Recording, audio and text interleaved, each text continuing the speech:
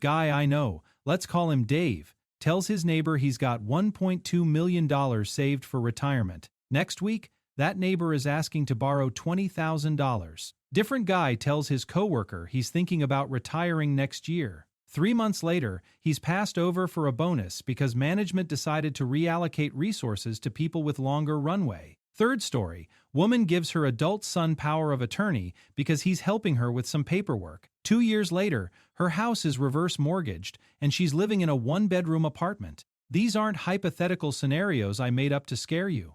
These are real situations I watched unfold when I was working as a financial advisor. And here's what nobody tells you about retirement planning. The math is actually the easy part. It's the human behavior part that destroys you. So, here's what I'm going to walk you through today. The 5 specific pieces of information about your retirement that you should never share with anyone, why your brain lies to you about who you can trust with this stuff, and the exact financial damage that happens when you ignore this advice. Because look, I've spent 10 years running my own business. I've worked with accountants and fiscal lawyers who've shown me how money actually moves between people, and I've got multiple hundreds of thousands of dollars in the market. I'm not talking about theory. I'm talking about patterns I've watched repeat themselves so many times I can predict them before they happen. Think of information about your retirement as a different kind of asset. You know how you wouldn't leave your brokerage password on a sticky note at Starbucks? Same principle here, except the theft is more subtle. When you tell someone about your financial position, you're not just sharing data.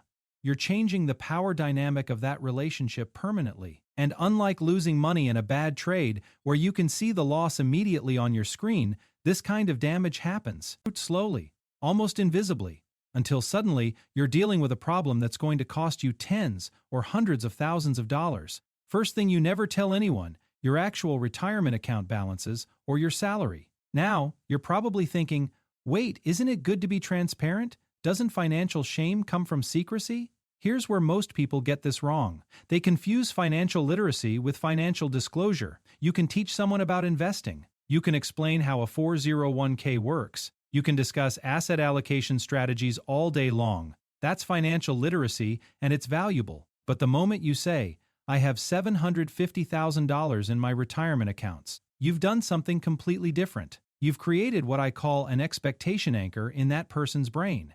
Let me tell you about a pattern I saw repeatedly as an advisor. 2 friends, both in their early 50s, both working similar jobs. They're having drinks. Conversation turns to retirement planning, and one of them says he's got $400,000 saved. The other one, who's got $800,000, feels guilty. Why guilty? Because his brain immediately creates a social debt. He starts thinking, I should help this person out. I should give them investment advice. Maybe I should even lend them money. Or flip the scenario. The guy with $400,000 hears his friend has $800,000. Now he's bitter. He's wondering why he's behind. He starts making different financial decisions. Maybe taking more risk to catch up. Maybe resenting his friend. Maybe asking for a loan he frames as just help getting even. Either way, the friendship is fundamentally altered, but it gets worse. And this is where it gets really interesting from a systems perspective. When you tell someone your financial position, you're not just dealing with their conscious reaction. You're dealing with their unconscious recalibration of your entire relationship. I watched this happen with a client, successful guy, early 60s, mentioned to his brother-in-law that he had about $2 million saved up. The brother-in-law didn't ask for money directly. Instead, over the next year, there was a steady stream of investment opportunities. A restaurant venture that needed $80,000, a rental property partnership, a cryptocurrency thing. Each one presented as, I'm letting you in on this because we're family. My client, feeling obligated because of that relationship, ended up putting about $200,000 into these deals. 3 years later, every single one had failed. The restaurants closed, the rental property got foreclosed, the crypto was a rug pull. But here's the kicker. The brother-in-law never felt bad about it because in his mind, the guy could afford to lose it. That's the mental accounting that happens when people know you have money. They subconsciously discount the importance of that money to you. Now, there are exactly 4 people who need to know your financial numbers. Your spouse or partner, obviously, your financial advisor, if you'd have one, because they have a fiduciary duty to you. Your CPA, because they're preparing your taxes and they're bound by confidentiality rules. And your estate attorney, same deal, fiduciary duty and attorney-client privilege. Notice what all 4 have in common. They're either directly tied to your life or they're legally obligated to act in your interest. Your neighbor isn't, your coworker isn't, your brother-in-law definitely isn't. According to a study from the Financial Planning Association in 2023, 68% of people who disclose significant assets to non-professional contacts reported being asked for loans or investment money within 6 months, and the average amount requested was $41,000. That's not a small number. That's a significant chunk of most people's retirement savings. And here's the really dark part. In 72% of cases where the money was loaned, it was never fully repaid. So, you're looking at people losing an average of about $30,000 just because they couldn't keep their mouth shut about their savings. Second thing, you never tell anyone that you're thinking about quitting or retiring. This one I learned the painful way, not as an advisor, but watching it happen to people in my own business network. Guy I'll call Tom ran a division at a mid-sized company, 58 years old. Started telling people at work he was planning to retire at 60. Seemed harmless. He was 2 years out. He was excited.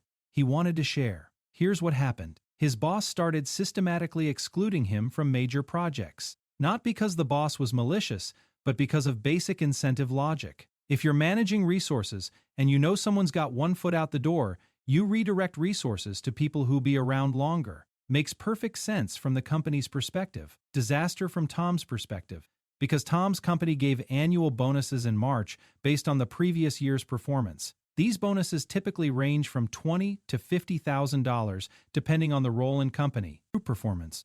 Tom's retirement plan was built around receiving 2 more of these bonuses before he left. He calculated his retirement date specifically to capture both payouts. But once management knew he was leaving, they had zero incentive to keep him happy or pay him well. His bonus for that year dropped from the expected $45,000 to $18,000. The next year, they restructured his role 6 months before bonus time, technically making him ineligible for the full amount. He got $6,000. So instead of the $95,000 he planned on, he got $24,000. That's a $71,000 gap. In retirement planning terms, using a 4% withdrawal rate, that's like losing about $1.8 million in principal. Obviously, he didn't have to accumulate that much more, but he had to work an additional 2 years to make up the difference because his retirement funding math no longer worked. Now you're asking yourself, isn't it good to give your employer notice so they can plan? Sure, when you're actually ready to leave, when your paperwork is done, when your numbers are locked in, when you've calculated exactly what you need to capture before you go, that's when you tell them. I've seen the optimal notification window, and it's usually somewhere between 3 and 6 months before your target date, depending on your industry and role. Long enough to be professional and help with transition. Short enough that you don't become a lame duck. But here's the deeper psychological thing happening. When you tell someone you're leaving before you're ready to leave, you're not just giving them information. You're asking them to hold your future in their hands while pretending the relationship hasn't changed. That's not realistic. Human beings can't do that. Your boss, even if they like you, even if they're a good person, is now managing you as a departing resource, not as a team member. Their incentives have shifted. Your coworkers start positioning themselves to take over your responsibilities, which means they're not going to support your projects the same way. You fundamentally altered the game board while you're still playing on it. There's actually research on this from organizational psychology. A study from the Journal of Applied Psychology in 2024 found that employees who announced retirement plans more than 1 year in advance saw an average reduction of 31% in performance ratings, even when objective work output remained constant. Think about that. Their actual work didn't change, but management's perception of their value dropped by almost a third. And we're not talking about speculation here. This was based on data from over 4,000 employees across 80 companies. Those lower performance ratings translated directly to lower bonuses, fewer promotions to cushion the final years, and in some cases being pushed out earlier than planned. Here's the other trap with the retirement announcement. Let's say you tell people you're retiring in 18 months, but then the market tanks, 2008 happens, or March 2020. It happens, and suddenly your portfolio is down 35%. Now you can't retire on schedule, but you've already told everyone you're leaving. Now you have to walk that back. And the moment you do, you've lost all credibility. Management thinks you're indecisive. Coworkers think you don't know what you're doing. And worst of all, you've shown them you're not in control of your financial situation, which is information that will absolutely be used against you in future negotiations. Third thing, you never tell anyone. And this one's more specific, but incredibly important. Any situation where you're considering giving someone power of attorney or any significant legal control over your assets. Now, look, I'm not an attorney. This isn't legal advice, but I spend enough time working with estate planning attorneys for my clients to see patterns. Power of attorney is one of those legal tools that seems harmless until it's weaponized. The document essentially allows another person to make financial and legal decisions on your behalf. It exists for legitimate reasons. If you have a stroke, if you develop dementia, if you're incapacitated somehow, someone needs to be able to access your accounts and make decisions. That's reasonable. But here's what I watched happen multiple times. Adult child convinces aging parent to sign power of attorney just in case or to make things easier. Parent thinks it's helpful. It shows trust. 3 years later, that parent discovers their home equity line of credit has been maxed out, or their brokerage account has been drained to pay for the adult child's business venture, or their house has been sold and the proceeds are somehow tied up in an investment the parent never agreed to. And here's the really cruel part. In most of these cases, the adult child didn't even think they were stealing. They genuinely believed they were making smart financial decisions with money that was eventually going to be theirs anyway. That's the mental accounting that happens. They've convinced themselves it's not theft, it's just early inheritance. I'm going to give you a concrete example with real numbers.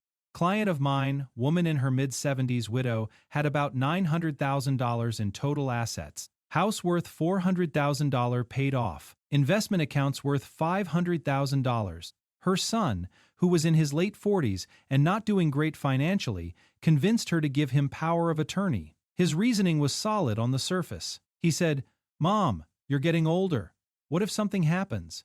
I should be able to access your accounts to pay your bills." Sounds reasonable, right? 6 months later, he's taken out a reverse mortgage on our house for $200,000.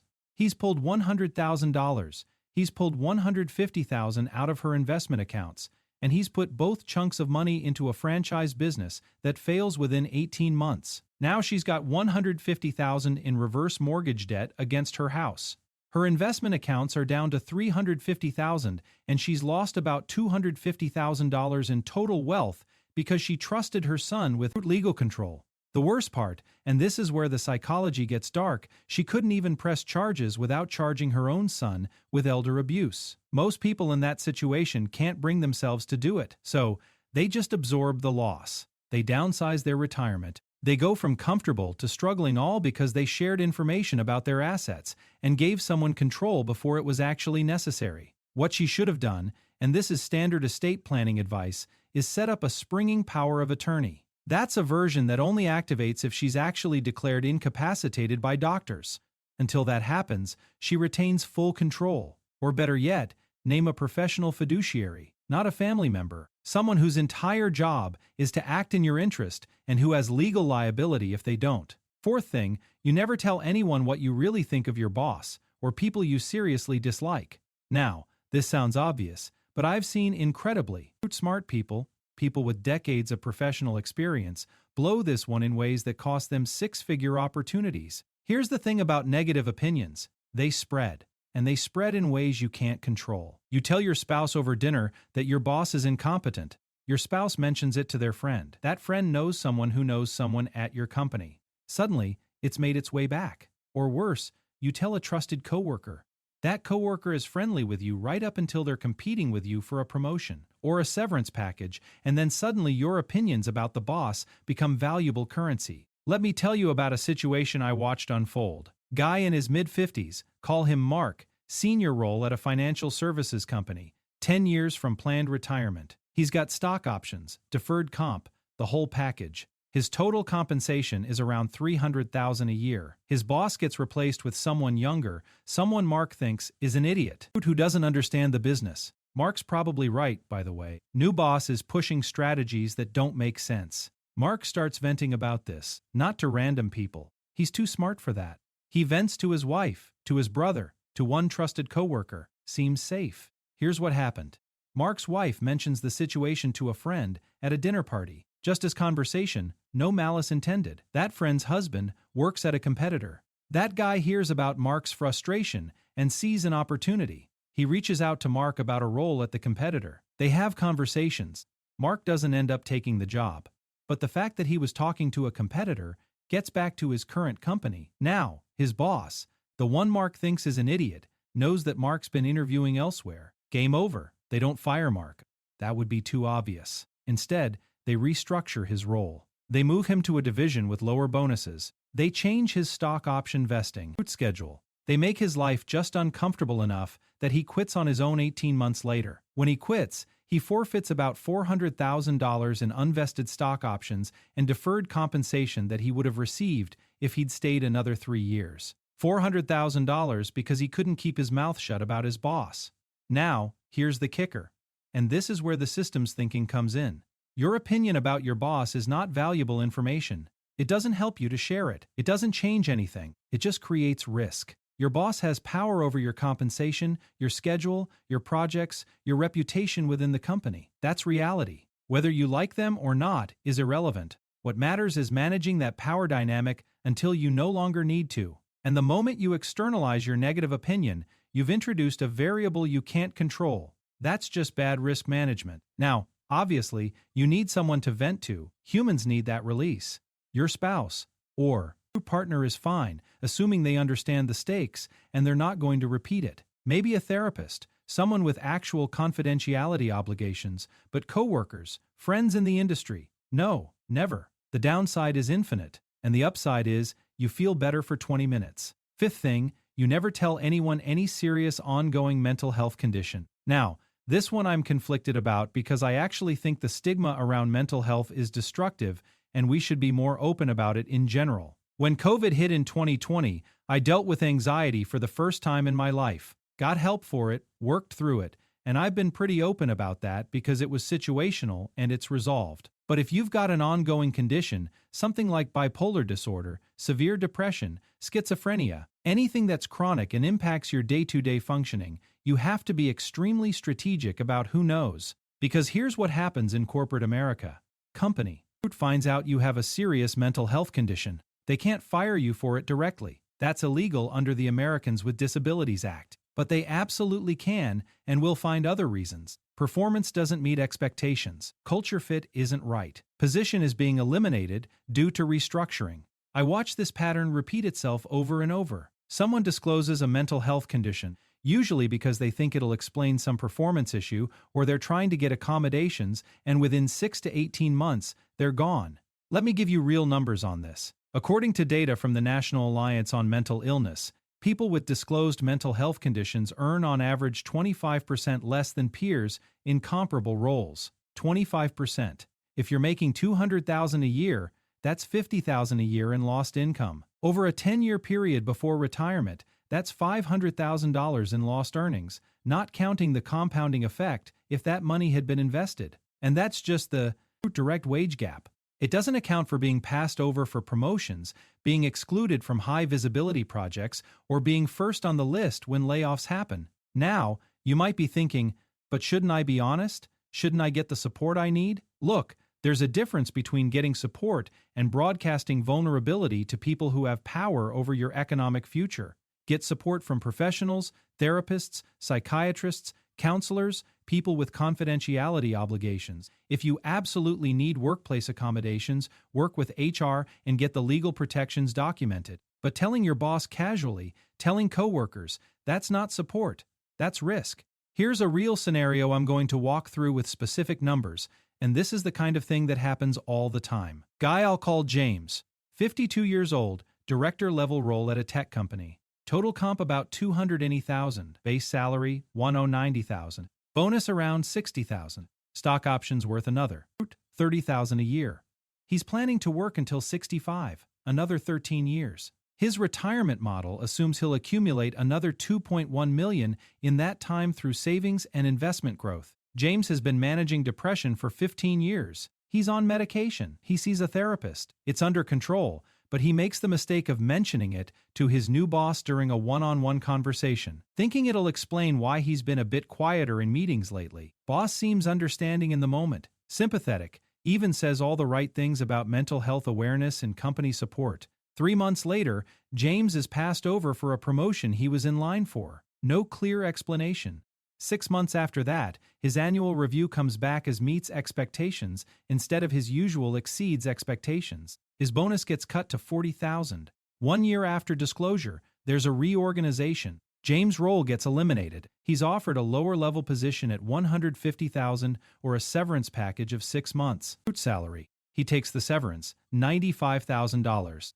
Now James needs to find a new job at 53, which is harder than it was at 45. He's out of work for 8 months, burns through the severance, finally lands something, but it's at $170,000 total comp, about a 40% cut from where he was. Let's calculate what this cost him. From age 52 to 65, he was on track to make $3.6 million. In his new trajectory, he'll make about $2.2 million over the same period. That's a $1.4 million loss. And that's not counting the reduced 401k matching, the lost stock options that never vested, and the fact that his Social Security calculation is based on his highest 35 years of earnings, which just took a hit, $1.4 million, because he told his boss about a medical condition that was already being managed and wasn't affecting his work.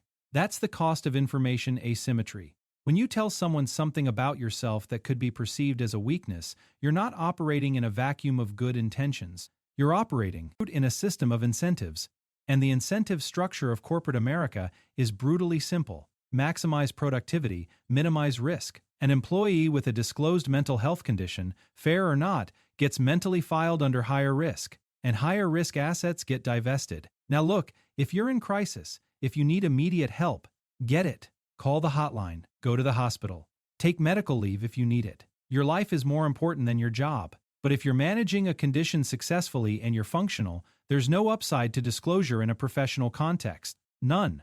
You're not going to get promoted faster because people admire your honesty. You're going to get quietly marginalized because people are risk-averse and they've been conditioned to see mental health as unpredictable. Before I give you the 3 practical takeaways, let me hit you with the bonus 6th thing, and this one's tactical. Never share passwords with anyone except through a proper password management system, and even then, be selective. I know this sounds basic, but I've seen people get financially destroyed because they gave their email password to an adult child or their bank password to a sibling. Your email is the keys to the kingdom. If someone has access to your email, they can reset passwords for your bank accounts, your brokerage accounts, everything. They can impersonate you. They can authorize transactions. I started using commercial password manager software 2 years ago, and it changed everything. If I need to share access to something with someone, the password manager can grant them access without them actually seeing the password, and I can revoke that access anytime. But before I had that system, I was reusing passwords across accounts like everyone else. If I gave someone my Netflix password and I was using that same password for my bank, I just handed them everything. According to data from the Identity Theft Resource Center, in 2024, 43% of identity theft cases involve someone who knew the victim personally, not a random hacker, someone in their life, family member, friend, coworker. That's because trust creates access and access creates opportunity. The average financial loss in these cases was $76,000. That's the median, meaning half lost more. And remember, this is happening to people in their 50s and 60s who are in their peak earning and saving years for retirement. Okay, 3 practical takeaways, and these aren't generic. These are specific things you can do this week. First, audit who knows what about your financial situation right now. Seriously, sit down and make a list. Who have you told about your savings, your salary, your retirement plans? Then ask yourself what leverage that information gives them and whether you trust them not to use it. If the answer makes you uncomfortable, start creating distance. Change the subject when money comes up. Give vague answers. Train people to stop asking. Second, if you're planning to retire or quit in the next few years, build a departure timeline that protects your financial interests first. Calculate exactly what compensation you need to capture. Bonuses, stock options, vesting schedules, deferred compensation. Then work backward to determine your optimal notification window. And don't tell anyone, not even people you trust, until you're inside that window. The only exception is a spouse or partner whose financial future is tied to yours. Third, if you haven't already, set up proper estate planning with an attorney who represents you, not your family members. Get a springing power of attorney instead of a general one. Set up a trust if your assets justify it. And make sure the person who has power of attorney isn't the primary beneficiary of your estate. That's a basic conflict of interest that creates bad incentives. This stuff costs money, usually a few $1,000s, but it's insurance against losing tens or hundreds of thousands later. Look, here's the reality. Retirement isn't just a math problem, it's a human behavior problem. You can have all the right investments, the perfect asset allocation, a beautifully optimized withdrawal strategy, and still get destroyed because you told the wrong person the right information at the wrong time. The game isn't about being paranoid, it's about understanding incentives. When you share information about your financial position, you change other people's incentives toward you. Sometimes subtly, sometimes dramatically, but always permanently. And in most cases, you get zero benefit from sharing and you create massive downside risk. What 99% of people do is usually what not to do. They overshare because it feels good in the moment. They trust people who haven't earned trust with their financial future. They confuse being open with being strategic. And then they spend the last 10 years of their career or the first 10 years of their retirement dealing with problems they created by not understanding that. Information is power, and you don't give power away for free. So, keep your mouth shut, manage your information like you manage your portfolio, and you'll be fine.